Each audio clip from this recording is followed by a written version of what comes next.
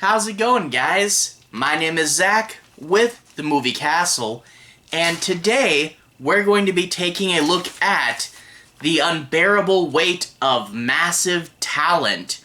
This is a new movie from April 22nd, 2022, directed by Tom Gormican, and stars Nicolas Cage and Pedro Pascal.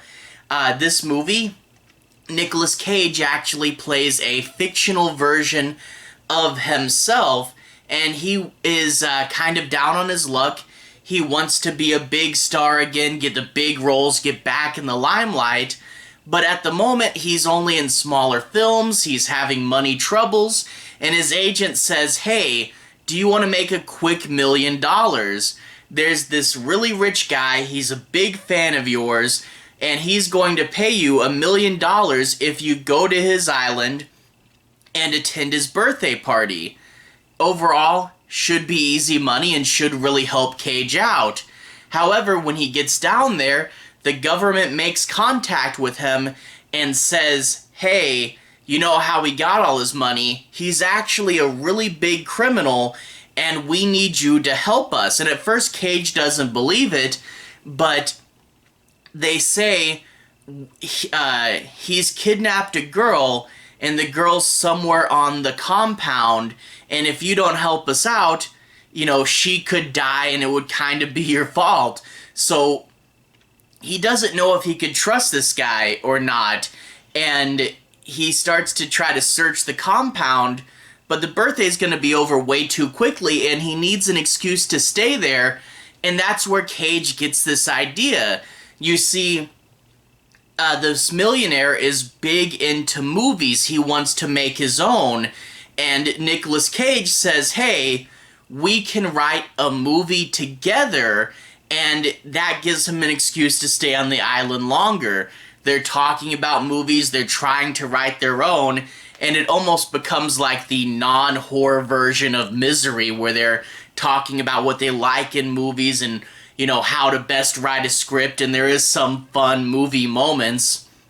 For example, they're listing all these things they want to see in their movie, and then one of them goes, "That's great, but what is the movie actually about?" So some fun writing moments there, and it kind of goes in a different direction than you might expect. First and foremost, I want to say, Nicolas Cage actually does a really good job playing himself. And at first it sounds like kind of a weird compliment, but I want to say, you know, I was kind of wondering how this would go, and I was thinking that this might turn into like a bad SNL celebrity parody, but it's not. There's still tons of Nick Cage references, and there's tons of fun Nick Cage silly moments, but they really do focus on what Cage wants as a character, what his goals are, and the problems he's having in his life, and he's actually a really well-developed character in this movie, and you really do feel for him.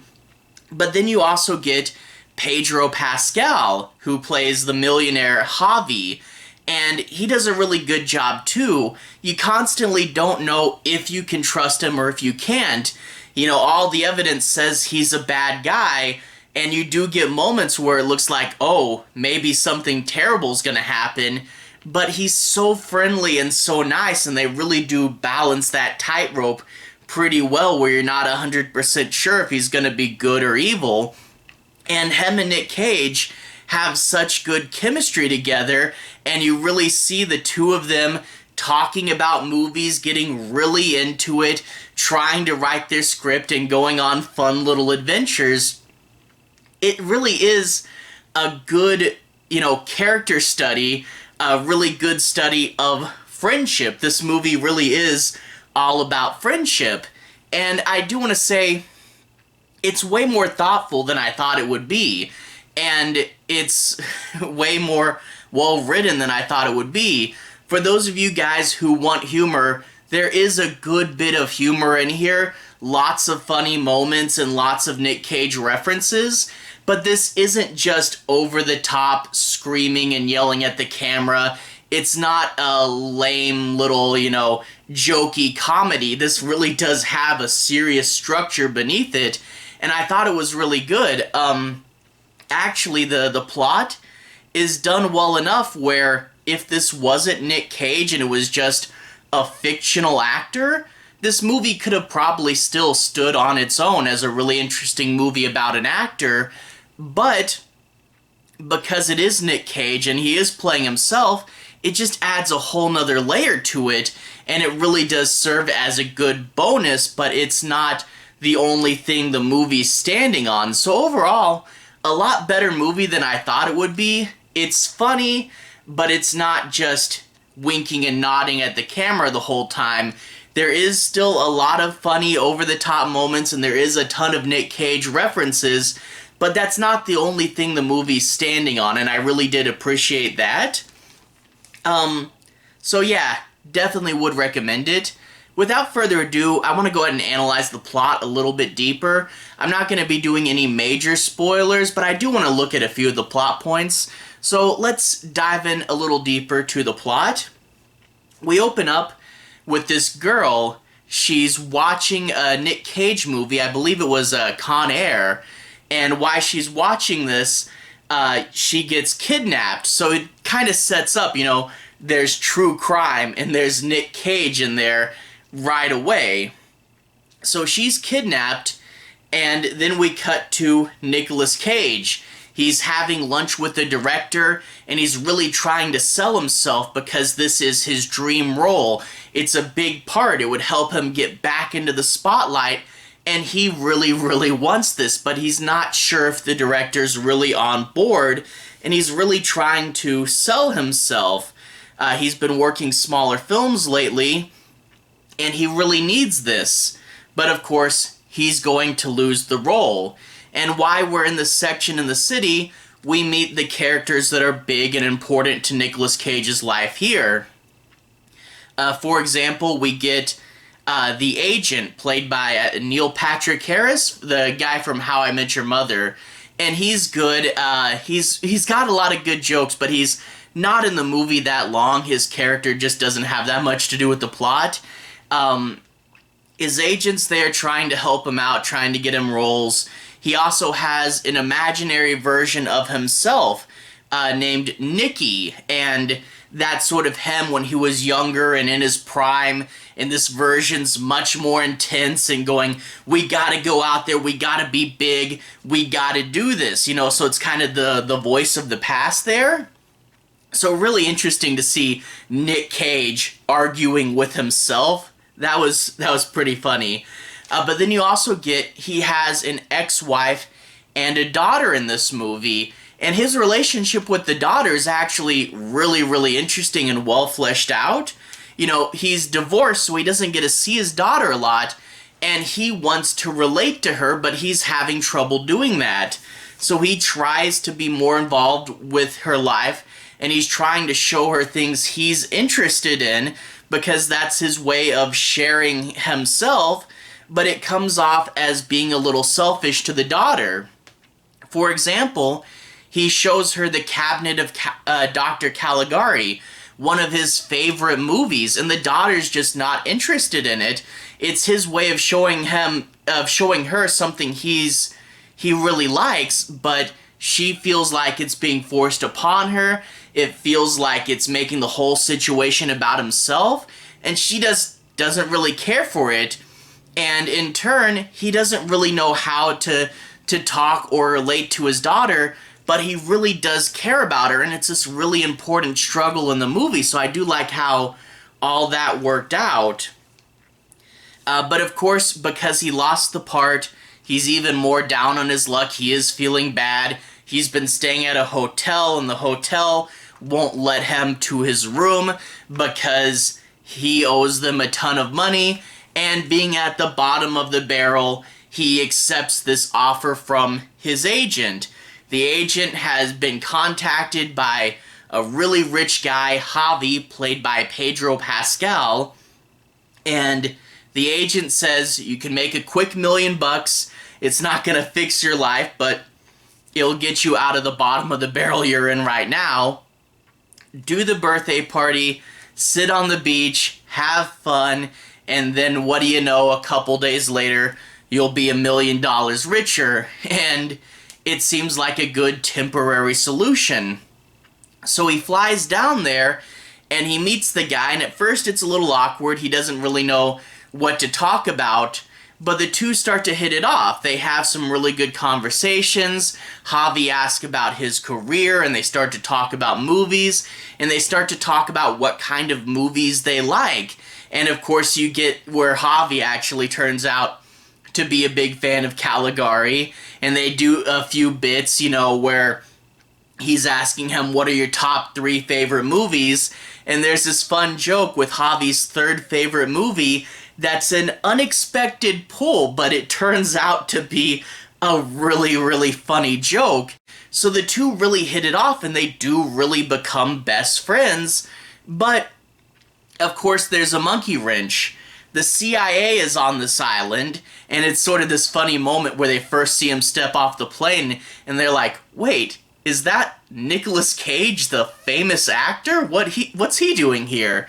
But they get in touch with him, and they say, this guy you're staying with, he's a criminal, he's kidnapped a girl, and she's hidden somewhere on the compound, and they're using her to get her father to drop out of an election so the more mob-friendly candidate wins. And he says, that's not Javi, I don't believe it. And the CIA says, the girl's about the same age as your daughter. How would you feel if she died and you were in some way responsible? You could have stopped it and you didn't. And they kind of guilt him into doing this job. So he goes out there and he starts to search the compound, but the birthday's tomorrow and he doesn't really have enough time to do that. You know, you do get a few fun action sequences sneaking around the compound trying to be undetected, but after the party, how does he stay longer? Well, it turns out Javi had wrote a script, and he wanted Nicolas Cage for that script, and Cage comes up with the idea. He says, I like the script, but it's not for me. Let's work together and write our own script. And there they start to talk about movies in more details, what they like about movies, other movies that they thought really worked out. And they start to talk about all these little things in movies that they really like. You know, it's a movie about writing movies, and I do like there is even some moments of, you know, parallel stuff, you know, where what's happening in their script is happening in the movie, you know. For example, they'll say something like, we want it to be character-driven, but maybe we can have an action sequence here, you know, so that there's something for everybody. And then a big action sequence happens, and I really do like that. There's another scene where the two of them are doing drugs, and they're like, what if in the movie someone was following us? Like those two guys over there? Yeah, like those two guys over there. Wait, are they following us? And that leads to this really fun sequence where they're in a chase scene, but there's no one pursuing them, and I thought that was a really good gag there. But yeah, it is really funny, and you get to see the two of them becoming really good friends. You get to see them talking about writing movies, and Pedro Pascal does a really good job of, can I trust him, can I not? There's a funny scene where he thinks he's found the girl behind the door, and Pedro Pascal's like, what you see behind that door will change how you view me. And of course, it's a funny gag behind that door. So I really did like a lot of how this film worked out. It was really funny, and there was those goofy, cheesy moments, but it wasn't all just winking and nodding at the camera. There's a ton this film had to say about making movies, and there's a ton this film had to say about its characters, and I do like, you know, it got self-referential about the Nick Cage references, but also, you know, the script paralleling what's happening in real life, which does lead to some funny moments in the end, and they find a way to use Nick Cage's acting abilities several times in the spy stuff, which I thought was funny as well. So yeah, overall, it's not as cheesy as I thought it would be, but it still was a really fun movie. Lots of great jokes, lots of great Cage moments. It was a really funny movie, but very, very different than I thought it would be. But yeah, I would definitely recommend it. It was really fun, and hey, this is the movie where Nick Cage plays Nick Cage. You really can't miss that, can you? Anyway, to everyone who's watched so far, thank you for watching. To everyone who's liked and subscribed, thank you. You really are helping the channel out. I'll leave a relevant playlist on the bottom. This should be my 2022 playlist, where you can see all the things I've talked about for this year. Those are mainly scary movies. I talked about the new Scream. I talked about the Netflix Texas Chainsaw Massacre and the Netflix Choose or Die. I am looking to fill out this playlist as the year goes on. So if you want to see my opinions about some of the movies that have already came out, you can find that in this playlist here. Anyway, have a good day. I'll see you guys again very, very soon. Relevant playlist on the bottom. Have a good day now.